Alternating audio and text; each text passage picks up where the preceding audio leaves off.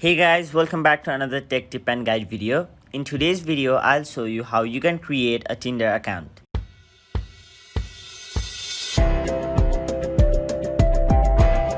First of all, if you are doing it on your mobile device, download the Tinder app from either your Play Store or your App Store.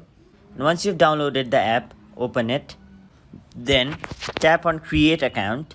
And now you'll have to add your number. But before adding your number, choose your country. And after choosing your country, type in your phone number. Then tap Continue. And now it will send a code to your phone number.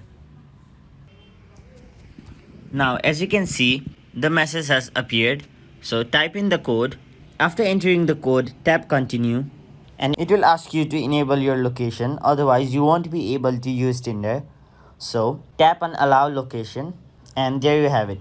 You have successfully created a Tinder account. So that is it for this video. Hope this video was helpful to you guys, and if it was, please make sure to like this video and subscribe to our channel for more informational and helpful videos like these.